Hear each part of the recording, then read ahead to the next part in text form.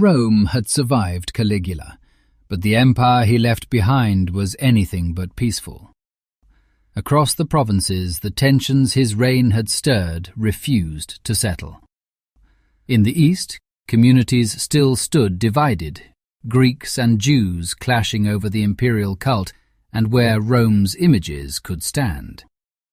And in Africa, the murder of Mauritania's King Ptolemy and the annexation that followed had ignited a resistance that now demanded from Rome a military response. This was the empire Claudius inherited, and it was not only the provinces that stood unsettled. In Rome herself, Claudius walked a careful line. Raised to the throne by the strength of the Praetorian Guard, he was viewed by many in the Senate as something less than legitimate, an emperor who had taken the name Caesar as one might don another man's toga. His family life was no less delicate. In the aftermath of Caligula's assassination, Claudius had been forced to act quickly to prevent a restoration of the Republic which would have cost him his life.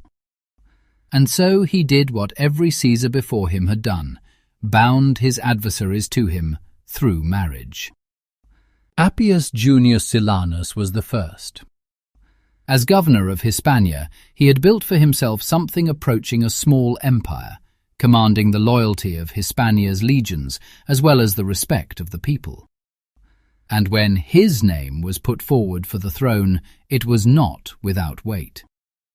To deny him outright risked something Rome could not afford: another fracture, another war, this time between the armies of Hispania and those of Germania, where the memory of Germanicus still held sway. Then there was Marcus Vinicius, another who had reached for power, his claim resting on little more than his connection to the slain Caligula as his brother-in-law. All had to be balanced, and done so carefully, so that no single faction could claim it had been pushed aside. And so Claudius set to work at once. Across the provinces, from Hispania to Syria and Egypt, he moved to uphold the rights and traditions of the empire's Jewish communities, declaring them under his protection. No longer were Greek populations in places like Alexandria and Jamnia to force upon them practices that violated their laws. In Mauritania, a land divided by river and mountains, Claudius moved to restore order by dividing it into two provinces, Mauritania Tingitana and Mauritania Caesariensis, and placing them under military command. It would fall to men like Gaius Suetonius Paulinus and Gnaeus Hosidius Geta, both seasoned commanders, to bring the region under control.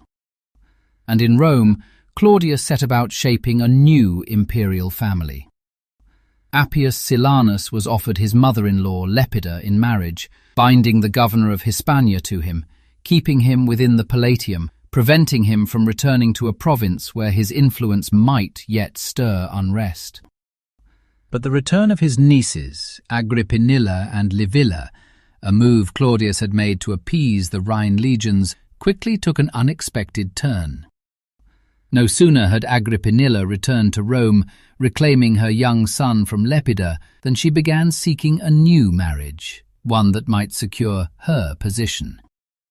And the man she set her sights upon was no ordinary match, but a commander of the Rhine legions, a union that would have strengthened the Germanicus faction above all others.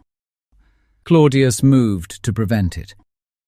He turned to his friend Passienus, already bound by marriage to Lepida's sister, and persuaded him to set that union aside and take Agrippinilla as his wife instead, closing off any alliance she might otherwise forge with a man in command of Roman armies. And Livilla, his other niece, came constantly to the Palatium, pressing for advancement for her husband, Marcus Vinicius.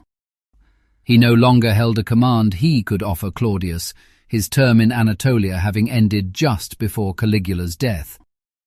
But he did have a daughter, Vanicia, a descendant of the divine Augustus and a grandchild of Germanicus. And Claudius's wife had just given birth to a son, a nephew of Germanicus. And so Livilla pressed her claim, seeking a betrothal that would unite the family of Germanicus in the eyes of the Senate.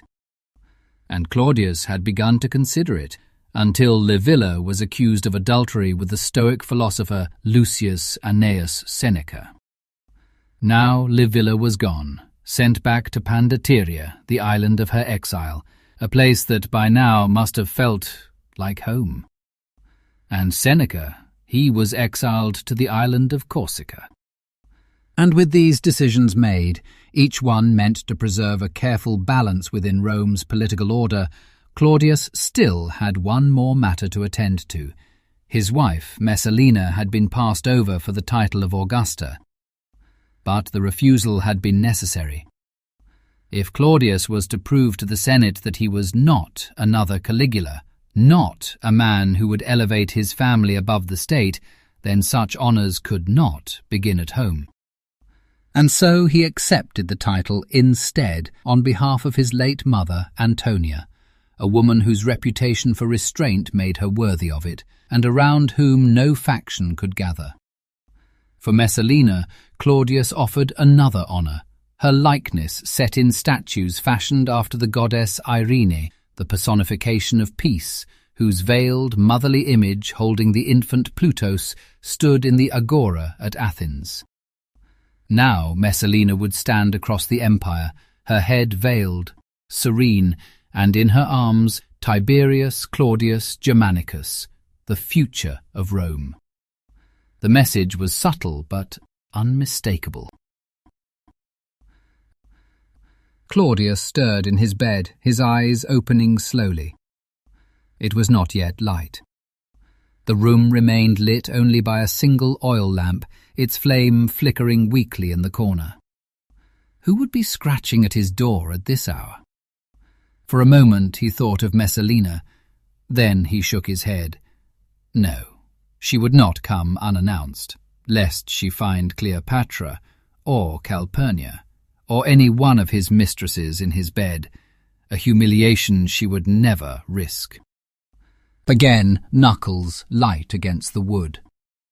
"Caesar, are you awake?" came a muffled voice from the hallway.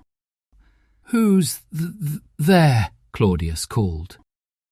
The door creaked slowly open, revealing Narcissus standing in the doorway, while 2 Praetorian guards waited silently beyond him.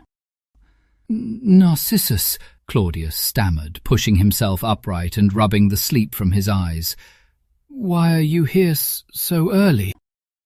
Tiberius Claudius Narcissus was one of his principal freedmen, charged with the emperor's correspondence and communications. It was Narcissus who summoned the senators Claudius wished to see, who carried his words into the Senate on his behalf. Claudius himself still wary after what had happened to Caligula. "Forgive me, Caesar," Narcissus said quietly. "This could not wait.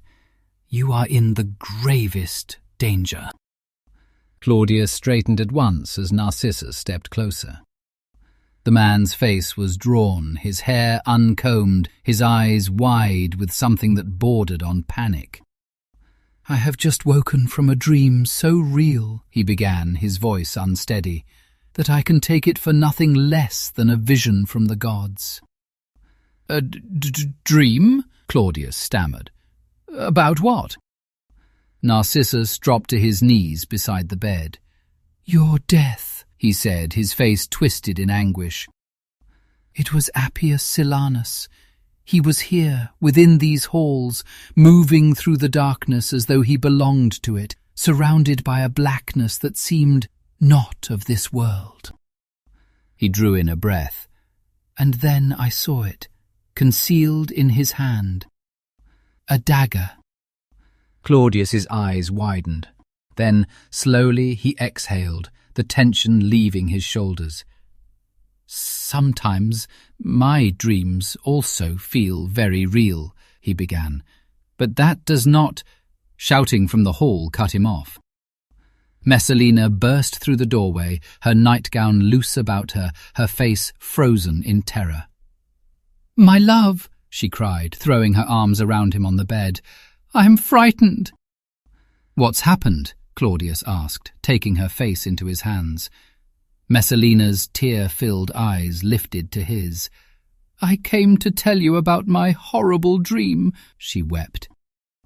"It was terrifying, but when I reached the doorway, I heard Narcissus describing it, word for word." Claudius's gaze shifted from Messalina to Narcissus, both faces locked in fear. Each had seen the same thing. What was he meant to do with that? Exile a man because his wife and secretary had shared a dream? That would not sit well with the Senate. Then, without warning, he appeared. Appius Silanus stood in the doorway, at this hour, roaming the halls of the Palatium before the sun had risen, as in their dreams. A cold chill washed over Claudius, even as Messalina and Narcissus turned and saw him, their expressions fixed in shock. Scrambling back against the headboard, Claudius pointed desperately at him. "Arrest him! Take him at once!"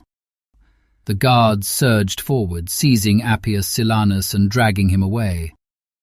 Claudius could hear his voice echoing down the corridor, demanding to know what he had done, why he was being arrested. Then silence. Messalina slipped into the bed beside him and curled into his arms. "Thank all the gods," she whispered, "that we came in time." The execution of his father-in-law, Appius Junius Silanus, for the attempted murder of the emperor while he lay in his own bed was not received in Rome as Claudius had hoped.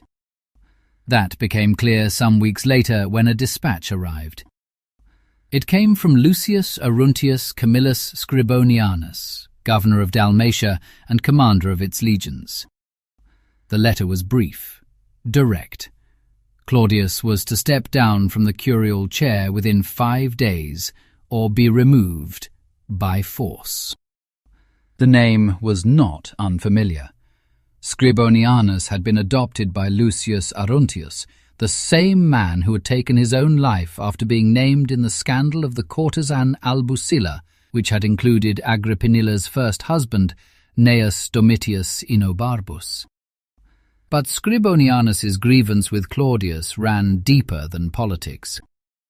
Long before he bore the name Aruntius, he had been known simply as Camillus. And on the day his younger sister, Livia Medulina Camilla, was to be married to Claudius, she had fallen dead, struck down during the wedding procession that was leading her to his house. Rome had never agreed on what had happened. Some whispered the poor girl had been murdered to prevent the match. Others claimed she had taken poison herself rather than go through with it.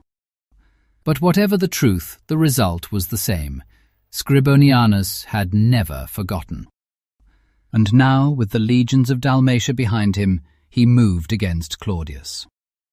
In a dispatch sent to the Senate, Scribonianus set out his case plainly, seeking not only to threaten but to persuade the senators to support him.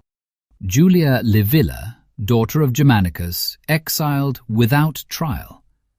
Appius Silanus, a Roman general, executed without trial. These were not isolated acts, they were a pattern.